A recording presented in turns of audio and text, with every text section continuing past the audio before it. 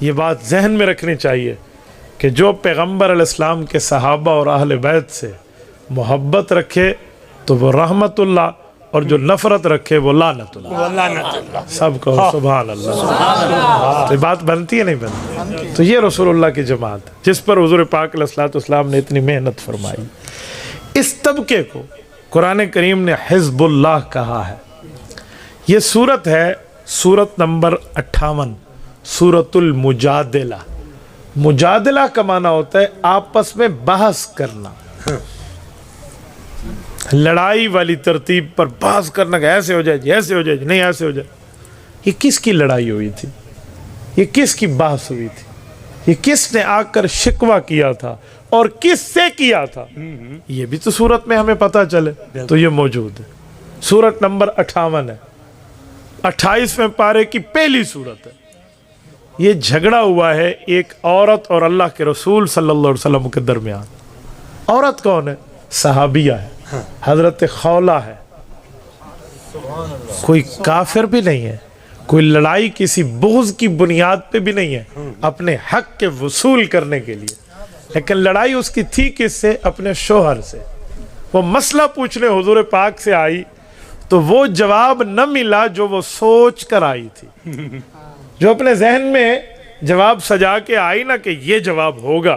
بظاہر تو عورت مظلوم تھی اور مظلوم ہی تھی یقیناً، لیکن جواب اسے اس کی توقع کے مطابق نہیں ملا، جواب اس کی سوچ کے مطابق نہیں ملا، تو وہ تھوڑی سی جھگڑنے کے انداز میں بات کرنے لگی۔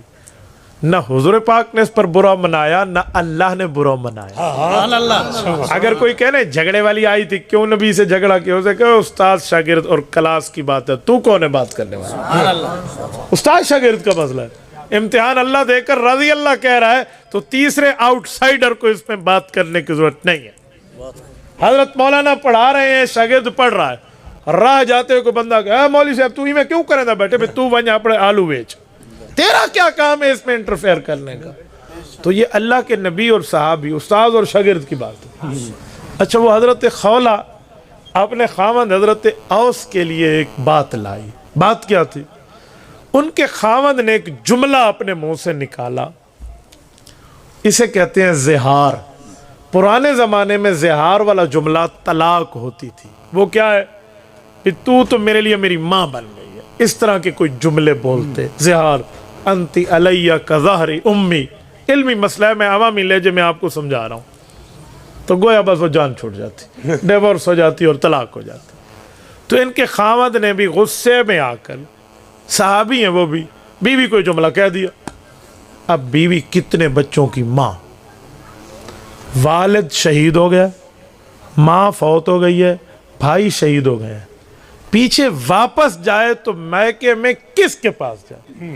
پیچھے کوئی مجمع، کوئی بندے ہی نہیں ہے، فیملی بھی نہیں ہے، کوئی اس کا میکا بھی نہیں ہے، نہ بھائی کا گھر ہے، نہ ماں کا گھر ہے، نہ ابا ہے اس دھرتی پر، چھوٹے چھوٹے بچے ہیں، کہاں جائے؟ اور یہ اس زمانے کی طلاق شمار تھی۔ تو یہ تو ہو گیا، تو اللہ کے رسول صلی اللہ علیہ وسلم کے پاس آئے۔ یار اس کے ایمان کی عالم اور کیفیت کا اندازہ لگائیں، اس کے آنے کو بھی اللہ نے قرآن کی آیت میں بیان کیا، اس کی بات پوچھنے کو بھی اللہ نے قرآن کی آیت میں بیان کیا، اور اس کا کسی مسئلے پر تھوڑا سا جھگڑے والا انداز اختیار کرنے کو بھی اللہ نے قرآن کے لفظوں میں بیان کیا۔ بے شک وہ خاتون آئی ہے، یہ پہلی آیت اٹھائیں سورۃ المجادلہ کی۔ قد سمع اللہ قول التی تجادلک فی زوجہا وتشتقی الی اللہ واللہ یسمع تحاورکما ان اللہ سمیع بصیر۔ یہ پہلی آیت، فرمایا قد سمع اللہ، محبوب مصطفیٰ جب وہ آپ کے پاس آئی اللہ تعالیٰ نے سن لی۔ کیا سنا؟ قول التی، اس عورت کی بات، کس مسئلے میں؟ فی زوجہا، اپنے خاوند کے بارے میں۔ آپ نے جو جواب دیا، اس نے جو بات کی، وہ اللہ نے سن لی۔ پھر اس عورت نے کیا کیا؟ کہا آپ کے دربار سے تو ہٹی، پھر رابطہ اس نے مجھ سے کیا۔ وَتَشْتَكِي إِلَى اللَّهِ، اللہ کے سامنے ہاتھ اٹھا کر شکایت کے طور پہ دعا کرنے لگی کہ میرے مولا میری جگہ کہاں ہے، میں جاؤں تو جاؤں کہاں، میرے خاوند نے غصے میں یہ لفظ بول دیا، اللہ کو میرے لیے حال ہے۔ وہ جب آئی نا حضور کے دربار میں اور آ کر یہی بات بتائی کہ میرے شوہر نے یوں کیا، حضور اقدس صلی اللہ علیہ وسلم نے فرمایا تو اپنے شوہر سے فارغ۔ وہ پوچھنا چاہ رہی تھی کوئی گنجائش، کچھ نرمی، کچھ شفقت، نہیں جا سکتی واپس، مجبوری ہے، کوئی حل دے۔ حضور پاک علیہ السلام نے فرمایا کیا حل دوں، ابھی تک تو یہی حکم ہے، اللہ نے اس بارے میں میرے اوپر کوئی نیا حکم نازل نہیں فرمایا۔ اب اس کو اس کی توقع کے مطابق جواب نہ ملا، یہ رونے لگی دربار الہی میں اور ہاتھ اٹھائے کہ مولا محمد کریم علیہ التحیت والتسلیم تو آپ کے احکام کے پابند ہیں، آپ حکم دیتے ہیں، حضور ہمیں پڑھ کے سنا دیتے ہیں، آپ ہی حکم حضور پہ نازل فرما دیں۔ ایمان کی طاقت دیکھ یار، اس نے فرش پہ دعا مانگی ہے، رب نے عرش سے قرآن نازل کیا۔ یہ سورۃ المجادلہ نام رکھ دیا، لڑائی جھگڑا وہ جو بات تھی نا وہ طرز، یہ اسی بارے میں بات ہوئی۔ حضور پاک علیہ السلام نے جب گنجائش نہ دی کہ حکم اترا نہیں ہے، اللہ نے بات فرمائی نہیں ہے، میں کیسے تجھے کہوں، میں تو وہی معاشرے کی ترتیب کے مطابق سنا رہا ہوں جو آج تک چل رہا ہے معاملہ۔ تو اس نے کہا اچھا میں اپنے اللہ سے بات کرتی ہوں۔ مصلی ڈالا، دعا کے لیے ہاتھ اٹھائے، رب کریم نے نیا حکم نازل فرما دیا۔ اس طلاق کے حکم والی بات کو جاری نہیں فرمایا، فرمایا طلاق اور ہے، زہار اور ہے۔ یہ زہار تھا نا تو میرے لیے ماں ہے، ماں کہنے پہ بیوی ماں نہیں بنتی، بہن کہنے پہ بیوی بہن نہیں بنتی، کہ تم یہ جملہ کہہ کر بیوی کو فارغ کر دو، یوں نہیں ہے۔ تو رب کریم نے حکم فرمایا واللہ یسمع تحاورکما، آپ کی بات کو جو آپس میں ہو رہی تھی نا اللہ رب العزت سن رہے تھے۔ ان اللہ سمیع بصیر، اللہ ہر چیز کو سننے والا ہے، ہر چیز کو دیکھنے والا ہے۔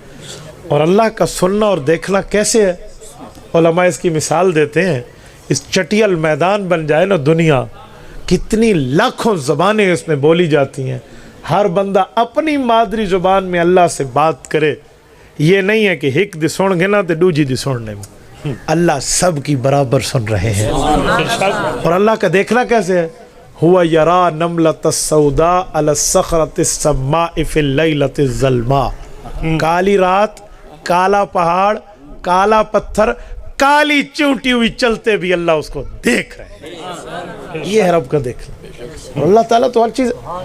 یہ 12ویں پارے کی پہلی آیت ہے نا، وَمَا مِن دَابَّةٍ فِي الْأَرْضِ إِلَّا عَلَى اللَّهِ رِزْقُهَا۔ اس کے تحت تفسیر روح المعانی میں امام محمود آلوسی رحمۃ اللہ علیہ اللہ کی طاقت کے لیے حضرت موسیٰ علیہ السلام کا ایک واقعہ ذکر فرماتے ہیں۔ کہتے ہیں حضرت موسیٰ علیہ نبینا علیہ السلام گزر رہے تھے، رب کریم نے اپنی قدرت کے اظہار کے لیے فرمایا کہ موسیٰ جو آپ کے ہاتھ میں عصا ہے یہ پہاڑ پر ماریں۔ انہوں نے مارا تو ایک چھوٹا پتھر نکلا، کہا اس پتھر پہ ماریں، اس پہ مارا تو پتھر 2 ٹکڑے ہوا، اندر سے ایک کیڑا نکلا جس کی خوراک بھی موجود تھی۔ اور وقت کا نبی تو حشرات الارض اور جانوروں کی زبانیں جانتا ہے، جیسے ہمارے پاک پیغمبر صلی اللہ علیہ وسلم کے بارے میں ہے نا کہ حضور اقدس صلی اللہ علیہ وسلم کے ساتھ ہرنی نے بات کی، اونٹ نے بات کی، آپ علیہ السلام کے ساتھ خمری اور کبوتری نے بات کی، حضور پاک ان کی زبان سمجھ، گوہ نے بات کی اللہ کے رسول سے، یا ضب من انا، حدیث میں ہے نا کہ اس نے وہ مری ہوئی گوہ رکھی، طبرانی میں ہے، حضرت عمر کی روایت ہے، حضور پاک علیہ السلام کہنے لگا یہ گوہ آپ کی ختم نبوت کی گواہی دیتی ہے؟ تو حضور پاک نے فرمایا یا ضب، اوے گوہ، وہ دیکھنے لگا بھئی مری ہوئی گوہ سے کیسے بات کر رہے ہیں؟ امام طبرانی کہتے ہیں حضرت عمر نے فرمایا فَيَجِيبُهُ بِلُغَةٍ عَرَبِيٍّ مُبِينٍ، اس گوہ نے واضح عربی زبان میں جواب دینا شروع کر دیا، کہ لبیک وسعدیک یا رسول رب العالمین، کہ اللہ کے رسول میں حاضر، میری خوش قسمت مجھے آپ نے بلایا، میری خوش قسمتی فرمائیے۔ آنکھیں پھٹی رہ گئی بنی فزارہ کے اس شخص کی، کیا ہوا؟ حضور پاک علیہ السلام نے فرمایا من آنا، بتا اسے اللہ کے حکم سے کہ میں کون ہوں۔ اس گوہ نے 4 الفاظ میں قصہ پورا کر کر رکھا، کہ انت رسول رب العالمین وخاتم النبیین قد افلح من صدقت وقد خاب من کذبک، آپ اللہ کے رسول ہیں، آخری نبی آپ کے بعد نیا نبی پیدا نہیں ہوگا.